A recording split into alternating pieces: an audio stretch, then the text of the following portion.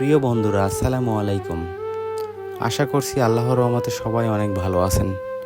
সামনে কুরবানি ঈদ। এই কুরবানি ঈদের যে চাঁদটা উঠবে, সেই চাঁদ ওঠার পরে কোনো চুল, দাড়ি, নখ যে কোনো কিছু কাটা যাবে না। এটা হাদিসের কথা, ইসলামিক হাদিসের কথা। নিয়ত করেন যে আমি কাটবো না, আজকেই সম্পন্ন করব। সেই জন্য আমি এটা আজকে আমার অসহায় বৃদ্ধ দাদা বাবা এখানে আছেন, তাদের সবার চুল দাড়ি নখ কেটে দেব।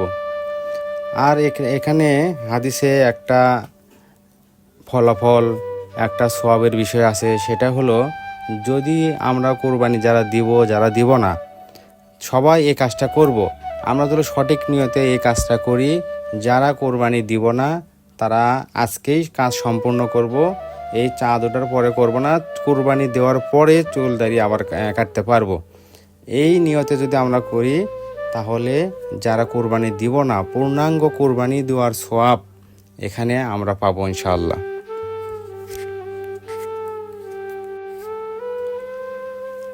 আমার এই আশ্রমের দাদা বাবার জন্য সবাই দোয়া করবেন। এই প্রথম আমার সাথে ইনারা ঈদ করবে, কোরবানির ঈদ করবে ইনশাল্লাহ।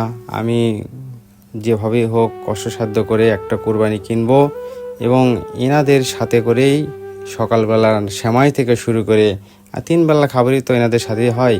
এবং কোরবানি ঈদটা যেন খুব সুন্দরভাবে এনাদের সাথে নিয়ে করতে পারি। এখন মোটামুটি আমার 9 জনের ভিতর আছে আমার এখানে। আমরা সবাই একসাথে খাই, সবাই একসাথে সব কিছু। তো আমাদের কোনো আলাদা কোনো খাবার নেই, এই একসাথেই সব কিছু। আমি যা খাই ওনারা তাই খাই, কোনো ভেদাভেদ নেই। তো ইনশাল্লাহ দোয়া করবেন। এবং ঈদে অনেকেই আমাদের এখানে আসবেন, বেড়াতে আসবেন আশা করছি। সবাই ঢাকা থেকে, শহর থেকে, বাইরে থেকে আসবেন, যেহেতু গ্রামে। অবশ্যই আমার এখানে আসবেন ইনশাল্লাহ, আশা করতেছি। সবাই ভালো থাকবেন, সুস্থ থাকবেন। আমার এই অসহায় বাবা দাদা নানা সবাই আছে এখানে। একজনেরকে আমি এক একটা বানাইছি। কাউরে বানাইছি আম্মা, কাউরে বানাইছি দাদা দাদি, আবার দিদি আছে।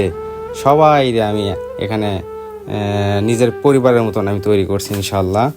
সবাই দোয়া করবেন, ভালো থাকবেন, সুস্থ থাকবেন, সুন্দরভাবে কোরবানি ঈদ উদযাপন করবেন ইনশাল্লাহ। আসসালামু আলাইকুম।